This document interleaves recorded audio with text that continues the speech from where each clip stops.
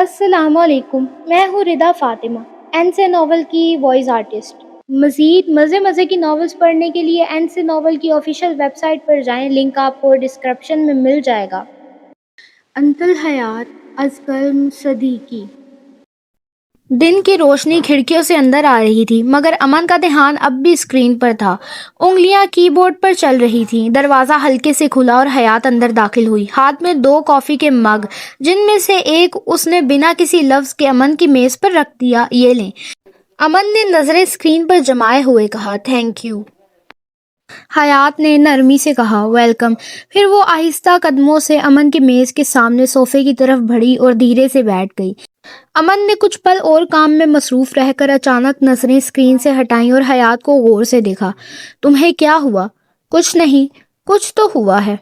حیات نے آہستگی سے نظریں اٹھائیں۔ میں ایک بات سوچ رہی تھی، ہماری کمپنی کو اتنا فائدہ ہوا ہے، اتنی بڑی اچیومنٹ ملی ہے، تو حیات نے آنکھیں پھیلا کر کہا، تو آپ کو نہیں لگتا کہ ہمیں اس اچیومنٹ کو سیلیبریٹ کرنا چاہیے؟ امن نے صاف انکار کیا، نہیں، مجھے نہیں لگتا۔ حیات کا اب غصہ چہرے سے صاف جھلکنے لگا۔ عجیب انسان ہیں آپ۔ امن نے بہت سکون سے، جیسے پتھر بھی شرما جائے، میں ایسا ہی ہوں۔ پھر اس نے دوبارہ اپنے لیپ ٹاپ پر نگاہیں جما دیں۔ حیات اٹھ کر کھڑی ہو گئی، جیسے جذبات اب تھمے نہیں جا رہے۔ مجھے نہیں پتا آپ آفس میں پارٹی کریں یا کہیں گھمانے لے جائیں، لیکن کچھ تو ہونا چاہیے۔ امن نے بغیر نظریں اٹھائے کہا، تم پاگل ہو گئی ہو؟ حیات نے آنکھیں گھما کر کہا، ہاں، آپ کے ساتھ رہتی ہوں، اثر تو آئے گا ہی۔ امن نے سخت لہجے میں کہا، جا کے کام کرو۔ حیات نے ضد میں آ کر بازو باندھ کر کھڑی ہو گئی۔ مجھے نہیں پتا، ہمیں کہیں گھمانے لے کر چلیں۔ امن نے اب کے تھوڑا طنزیہ انداز میں کہا، اچھا، اور میڈم کہاں جانا چاہتی ہیں آپ گھومنے؟ حیات نے بچوں کی طرح خوش ہو کر کہا، امیوزمنٹ پارک۔ امن، چپ کر کے کام کرو، پلیز نا، لے کر چلیں نا۔ اب وہ مکھن لگا رہی تھی۔ نہیں۔ حیات آنکھیں جھپکاتے ہوئے، پلیز۔ امن نے آہستگی مگر قطعی انداز میں کہا، مس حیات، نہیں کا مطلب نہیں ہوتا ہے۔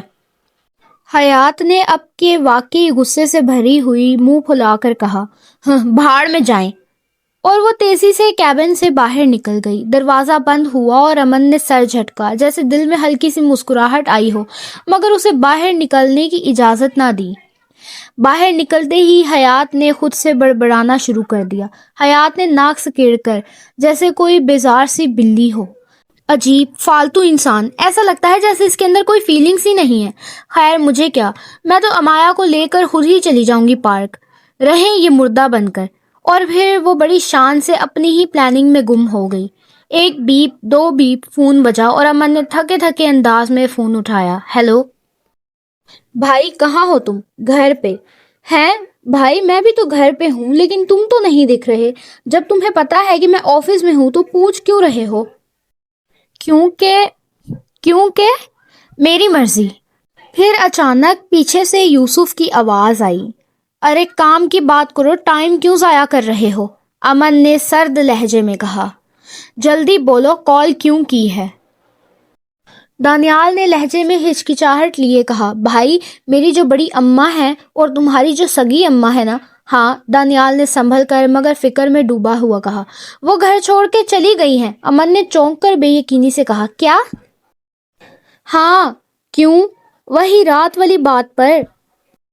اچھا میں آ رہا ہوں، رکو، دانیال نے معصومیت سے کہا، میں تو رکا ہی ہوا ہوں بھائی، کال کاٹو۔ کیوں بھائی، تم نہیں کاٹ سکتے؟ او ہاں، اور فوراً فون کاٹ کر تیزی سے کیبن سے نکلا۔ امن نے جیسے ہی گھر کا دروازہ پار کیا، لاؤنج کے صوفے پر سب ایک ہی وقت میں ایک ہی ساتھ بیٹھے تھے۔ رخسار بیگم نے اونچی آواز میں، آنکھوں میں انا کی چمک، کہا، بس میں نے کہہ دیا ہے، امن میرا بیٹا ہے اور اس کی شادی میری بہن کی بیٹی حرین سے ہی ہوگی۔ سارا بیگم نے کہا، اور ہم بھی کہہ دیے ہیں، امن وہ ہمارا پوتا ہے اور اس کی شادی حیات سے ہی ہوگی۔ نیہا بیگم نے اپنی آواز کو زہر میں بجھا کر کہا، اور اس بیٹے کا کیا جس کے ساتھ ہمیشہ سوتیلا سلوک کیا جاتا ہے؟ آمنہ جہانگیر نے سر جھٹک کر جیسے سب کی باتوں سے بیزار ہو، ارے بس کرو، ایسے بحث کا کوئی فائدہ نہیں، چھری نکالو اور ایک دوسرے کے پیٹ میں گھسا دو۔ मुंतहा बेगम ने नाक चढ़ाकर कहा, तुम तो चुप ही रहो आमना। आमना ने बेनियाजी से कहा, क्यों, तुम्हें क्या तकलीफ हो रही है, अपना काम करो। मुंतहा ने मुंह बनाकर जली हुई आवाज में कहा, हाँ मुझे भी कोई शौक नहीं है तुम जैसों से उलझने का। क्या हो रहा है यहाँ? अमन अंदर दाखिल होते ही बोला। सारा बेगम ने झट से कहा, अपनी माँ से पूछ। रुखसार बेगम फौरन बोली, बेटा देखो। अमन ने अब के संभल कर लेकिन सख्ती से कहा, मुझे सब पता है मामा, आप क्यों फजूल में बात को उलझा रही हैं। हुरैन की शादी हो जाएगी कहीं भी, लेकिन मेरे साथ नहीं। रुखसार बेगम ने लहजे में इसरार लिए कहा, लेकिन वो मेरी इकलौती बहन की इकलौती बेटी है। मैं और मेरी बहन चाहते हैं कि वो हमारे घर में ही रहे। दानियाल ने झट से कहा, हाँ तो शादी करवा के इसके शौहर को मरवा दो, फिर वो बेवा हो जाएगी, सारी जिंदगी घर में ही रहेगी। अमन ने गुस्से से दानियाल को घूरा। दानियाल ने मासूमियत से कहा, क्या इतना तो अच्छा आइडिया दे रहा हूँ, अपने रूम में जाओ अभी। अमन ने सर्द लहजे में कहा। दानियाल ने नाक चढ़ाकर कदम घसीटते हुए कहा, अच्छा जा रहा हूँ, और खुद से बड़बड़ाता जैसे वही दुनिया का मजलूम तरीन किरदार हो। अमन ने गहरा सांस लेते हुए नरमी मगर थकन से कहा, मामा आप भी कमरे में जाएं, हम इस बारे में रात को बात करेंगे। रुखसार बेगम ने अब के जिद्दी लहजे में जैसे बरसों का ख्वाब टूटने लगा हो कहा, बात करने का फायदा नहीं अमन, तुम्हें शादी तो हुरैन से ही करनी होगी। अमन ने सब्र से जवाब दिया, हाँ हाँ अभी के लिए आप बस कमरे में चली जाएं प्लीज। अजलान ने दरमियान में टपक पड़ते हुए कहा, हाँ और जाते हुए अपना बोरिया बिस्तर भी लेते जाएं। रुखसार बेगम ने गुस्से से घूरते हुए कहा, चुप करो तुम, और फिर पैर पटकती तेजी से अपने कमरे की तरफ बढ़ गईं। अमन ने सर्द लहजे में आंखें अजलान पर टिकाए कहा, अजलान अपनी जुबान पर कंट्रोल रखा करो। अजलान ने कंधे उचकाते हुए कहा, ओके भाई, और फिर बेफिक्री से चलते हुए अपने कमरे की राह ले ली। अमन ने सबकी तरफ निगाह डाली, बाकी सब भी जाएं, जब रात को डैड आएंगे तब बात होगी, और सब खामोशी से अपने कमरे की तरफ बढ़ गया। और अमन भी चुपचाप अपने कमरे में चला गया, दरवाजा बंद किया और जैसे ही बिस्तर पर बैठा, हयात का चेहरा इसकी नजरों में घूम। कुछ वक्त बाद दादा के कमरे में नीम तरीकी फैली हुई थी। बाहर मगरिब की अजान की गूंज बाकी फिजा को किसी नामुकम्मल दुआ की तरह घेरे हुए थी। जुनेद साहब ने सोफे पर नीम दराज होते हुए आहिस्ता आहिस्ता कहा, अच्छा तो तुम क्या चाहते हो, मैं क्या करूं? उनके सामने अमन बैठा था। फिर वो मध्यम आवाज में बोला, मुझे नहीं पता दादा, बस अब इस रोज की चीखों पुकार से तंग आ गया हूँ, आप ही कोई हल निकालें। ये कोई आज की बात नहीं थी। अमन की शादी को लेके पिछले 2 साल से यही सिलसिला चलता आ रहा था और अब तक अमन की एक लड़की डिसाइड नहीं हो पा रही थी, जो लड़की सबको पसंद आए। जुनेद साहब हल्का सा मुस्कुराए, देखो बेटा, ये औरतों का मामला बड़ा नाजुक और उलझा हुआ होता है। इनका तो शायद काम ही एक दूसरे से उलझना होता है, और तुम तो जानते हो सौतने कभी भी एक दूसरे को बर्दाश्त नहीं करते। अमन खामोश रहा, जैसे वो ये सब पहले भी सुन चुका हो, शायद सैकड़ों बार। तो सिर्फ एक लफ्ज, मगर इस एक लफ्ज में कितने सवाल थे। जुनेद साहब ने गहरी सांस ली। तुम घर के बड़े बेटे हो, मेरे बाद सारी जिम्मेदारियां तुम्हारे कंधों पर होंगी। खुद को मजबूत बनाओ बेटा, हर हाल का सामना करना सीखो, और सबसे अहम बात, दिल की सुनो। इनकी आवाज अब मध्यम होती गई, मगर अल्फाज जैसे वक्त में गूंजने लगे। अगर तुम्हारा दिल हुरैन के लिए राजी है तो इसके हक में फैसला करो, और अगर हयात के लिए राजी हो तो उसका हाथ थाम लो। दरमियान में दोनों को लटकाने का कोई फायदा नहीं। ये फैसला किसी और के लिए नहीं, तुम्हारे अपने सुकून के लिए है। वो इस घर में किसी की बहू, किसी की भाभी बनकर बाद में आए, पहले वो तुम्हारी बीवी बनेगी। अमन ने खामोशी से जुनेद साहब को देखा। उनकी बातों का वजन उसके दिल के किसी गोशे में उतर गया था। सोचता हूँ दादा, वो धीमे लहजे में बोला, और फिर बगैर कोई और बात किए उठकर वहां से अपने कमरे की तरफ चल दिया। कमरे में दाखिल होते ही इसने दरवाजा आहिस्ता से बंद किया। बाहर अंधेरा हो चुका था और अंदर एक फैसला आने से पहले वाली गहरी खामोशी तारी थी। आईने के सामने खड़ा वो शख्स जो बज़ाहिर सबके लिए मसले हल करता था, आज खुद एक मसला बन गया था। वैसे तो मुझे दोनों में से कोई भी इतनी ज्यादा पसंद नहीं है। नहीं है ना? वो आहिस्तगी से बोला, जैसे खुद से सवाल कर रहा हो। इसी लम्हे जैसे किसी ने सीने में तेज खंजर मार दिया हो। हयात की यादें यकदम दिलो दिमाग पर हमला आवर हुई। उसकी हंसी, उसकी जिद, उसकी खामोशियां, उसकी उल्टी सीधी बातें। पागल लड़की। वो इसे सोचता बड़बड़ाया, फिर मुस्कुरा दिया। लेकिन अब भी वो फैसला नहीं कर पा रहा था, हयात या हुरैन, क्योंकि हुरैन उसकी माँ की पसंद थी और हयात उसके डैड की। मगर सवाल ये था, वो खुद किसको पसंद करता था? वो देर तक खामोश रहा, खुद को आईने में देखता रहा, फिर जैसे खुद से बातें करते हुए बड़बड़ाया, हुरैन तो बहुत मैच्योर है, समझदार है, सीधी है। अल्फाज निकलते गए मगर दिल ने कोई तासर न दिया। फिर ख्याल का रुख हयात की तरफ मुड़ गया। और हयात, उसने खुद से कहा और हल्का सा मुस्कुराया, वो इमेच्योर है नहीं, वो चाइल्डिश है। نہیں وہ تھوڑی بے وقوف ہے. اچانک اس نے خود کو روکتے ہوئے سر جھٹکا. نہیں وہ معصوم ہے. معصوم؟ استغفر اللہ نہیں، وہ بہت بدتمیز ہے. اور اگلے ہی لمحے ہنسی دبا نہ سکا. نہیں، ارے وہ کیا چیز ہے، پاگل ہی ہے وہ، پوری پاگل. لیکن میں ماما کا کیا کروں میں؟ یہی سوچتے سوچتے اب وہ اپنے بستر پر لیٹ گیا اور نیند کی وادی میں اتر گیا. صبح آفس میں دھوپ کھڑکی کے پردوں سے جھانک رہی تھی، جیسے اجازت مانگ رہی ہو اندر آنے کی. امن کی میز پر دھری گھڑی نے 8 بجے کا الارم خاموشی سے عبور کیا تھا. وہ اپنی کرسی پر نیم دراز بیٹھا تھا اور نگاہیں کہیں اور تھی، شاید کسی اور جگہ، یا شاید کسی اور شخص پر. انٹر کام پر انگلی رکھتے ہی اس کی آواز میں وہی سنجیدگی لوٹ آئی جو اکثر اس کی آنکھوں سے غیر حاضر رہتی تھی. زارا، حیات کو بھیجو میرے آفس میں. انٹر کام کی دوسری جانب زارا نے فوراً جواب دیا. سر، انہوں نے بتایا تھا کہ وہ آج لیٹ آئیں گی. امن کی آئی برو تھوڑا سا چڑھی. کیوں؟ سر، انہوں نے کہا کہ انہیں آج یونیورسٹی جانا ہے کسی اہم کام کے سلسلے میں، شاید 12 بجے تک آئیں. کچھ لمحے امن خاموش رہا، جیسے کچھ سوچ رہا ہو. اچھا ٹھیک ہے، جب آئے تو میرے پاس بھیج دینا. جی بھیج دوں گی. اور اس نے کال کاٹ دی. مایا نے ہلکی سی مسکراہٹ کے ساتھ کہا. تمہیں نہیں لگتا کہ بوس کچھ زیادہ ہی حیات کرتے ہیں؟ زارا نے چونک کر اسے دیکھا. نہیں، کیوں؟ مایا نے گردن ایک طرف جھکا کر کہا. 2 منٹ حیات نظر نہ آئے تو فوراً کال گھما دیتے ہیں، پوچھتے ہیں کہاں ہے حیات. زارا نے کچھ سوچتے ہوئے جواب دیا. ہاں یہ تو ہے، شاید وہ باس کی پی اے ہے، اس لیے کام رک جاتا ہوگا اس کے بغیر. مایا نے فوراً بات کاٹ دی. ہاں پی اے ہی ہے، مگر کرتی کیا ہے؟ زیادہ سے زیادہ کافی دے دیتی ہے یا فائلز ادھر ادھر لے جاتی ہے. زارا نے قدرے سنجیدگی سے کہا.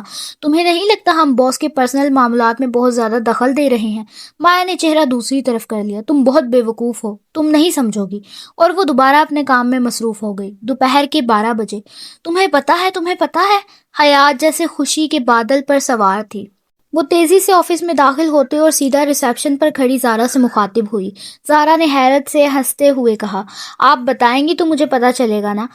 ہاں بتاؤں گی. تمہیں کیا، میں تو پورے آفس کو بتاؤں گی. وہ چمکتی آنکھوں اور گالوں پر پھیلی چمک کے ساتھ بولی، جیسے کسی بچے کو کوئی قیمتی کھلونا ملا ہو. لیکن ابھی نہیں، پہلے تم مجھ سے سائن کروا لو، پھر آ کے پوری تفصیل دوں گی. پر فی الحال یہ خوشخبری پہلے انہیں دینی ہے، اپنے باس کو. زارا نے ہنستے ہوئے سر ہلایا. ٹھیک ہے، جیسا آپ کو مناسب لگے. حیات نے سر کو ہلکا سا خم دیا. پھر جلدی سے کاغذات پر سائن کیے اور پھر اپنی مخصوص خوشباش چال میں ایک دھنگ کی طرح اچھلتی ہوئی امن کے آفس کی طرف چل دی.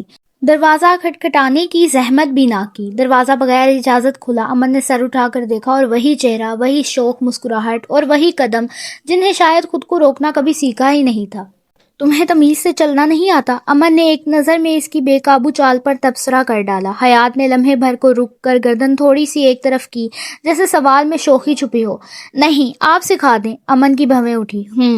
حیات فوراً پلٹی. کچھ نہیں. امن نے دوبارہ اس کی طرف دیکھا. چہرے پر سنجیدگی تھی. کیا بات ہے؟ بہت خوش لگ رہی ہو. ہاں، بات ہی ایسی ہے. اوہ ہاں، میں آپ کو بتانا بھول گئی کہ مجھے 1 ہفتے کی چھٹی چاہیے. 1 ہفتے کی؟ امن کی آواز میں حیرت کی لکیریں ابھری. جی 1 ہفتے کی. کیوں؟ وہ ذرا پرسنل ہے، میں نہیں بتا سکتی. امن نے نظریں گاڑتے ہوئے کہا. بتاؤ. حیات نے آنکھیں سکیڑ کر کہا. آپ بہرے بھی ہیں کیا؟ اوہ ہاں، عمر کا تقاضا ہے یہ تو. پھر مزید زور سے چلاتے ہوئے. میں کہہ رہی تھی کہ وہ پرسنل ہے. امن نے سکون سے قلم رکھ کر کہا. نہیں ملے گی چھٹی، بات ختم. اور وہ دوبارہ فائل کی طرف متوجہ ہو گیا. حیات کی آنکھوں میں غصے کی بجلی کوندی. ایسے کیسے نہیں ملے گی؟ مجھے چاہیے چھٹی، آپ کو دینی پڑے گی. امن نے آنکھیں اٹھائے بغیر کہا. باس میں ہوں یا تم؟ حیات نے بھی وہی انداز اپناتے ہوئے. اسسٹنٹ میں ہوں یا آپ؟ امن نے سر اٹھا کر سنجیدگی سے پوچھا. یہ کیسا سوال ہے؟ اوبویسلی تم ہو. ہاں تو آپ نے بھی تو فضول سا سوال کیا ہے. ظاہر ہے آپ باس ہیں، تبھی تو چھٹی مانگ رہی ہوں، ورنہ میں تو آپ کو منہ بھی نہ لگاؤں. امن نے چونک کر نظریں اٹھائی. کیا؟ حیات فوراً پیچھے ہٹی، ہاتھوں کو ہوا میں لہراتے ہوئے. کچھ نہیں، بس آپ چھٹی دے دیں. ابھی وہ اپنی ضد کی پینگ پر چڑھ ہی رہی تھی کہ اچانک اس کے فون پر ایک کال آنے لگی. امایا کی کال. وہ بڑبڑائی. فون کان سے لگاتے ہی حیات نے چڑھ کر کہا. ہیلو، بولو کیا کام ہے؟ اس کے لب ابھی مکمل نہ ہوئے تھے کہ امن نے لمحوں میں اپنی جگہ سے اٹھا اور اس کے ہاتھ سے موبائل چھین لیا. حیات نے چونک کر پیچھے قدم ہٹائے لیکن دیر ہو چکی تھی۔ امن نے فون کا اسپیکر آن کیا۔ کیا ہوا؟ چھٹی دے دی تیرے باس نے؟ اب یہ مت بولنا کہ وہ چھٹی نہیں دے رہے یار، پلان کینسل ہو جائے گا ورنہ۔ میں نے اتنی مشکل سے منایا ہے اپنے گھر والوں کو، تجھے تو پتا ہے نا میرے گھر والے مجھے اکیلے نہیں جانے دیتے، اور وہ بھی پورے 1 ہفتے کے لیے۔ بہت مشکل سے مانے ہیں، تو بھی منا لے یار۔ حیات نے گھور کر امن کی طرف دیکھا۔ یہ کیا بدتمیزی ہے؟ امایا کی آواز اسپیکر پر اب بھی رواں تھی۔ کیا ابھی میں نے بدتمیزی کی کہاں ہے؟ حیات غصے سے بھنکار اٹھی۔ تجھے نہیں بول رہی، کال بند کر۔ تو پھر کس کو بول رہی ہے؟ حیات کی آنکھوں سے چنگاریاں نکلی۔ کال بند کر رہی ہے یا میں موبائل کے اندر گھس کے چماٹ ماروں تجھے؟ کر رہی ہوں۔ امایا نے فوراً ڈر کر کال کاٹی۔ فون بند ہوتے ہی امن نے موبائل میز پر رکھا اور نظریں حیات کے چہرے پر جما دی۔ آواز میں غصہ اور آنکھوں میں وہ خفا سا سوال تھا جس کا جواب وہ فوراً چاہتا تھا۔ کہاں جانے کا پلان ہے؟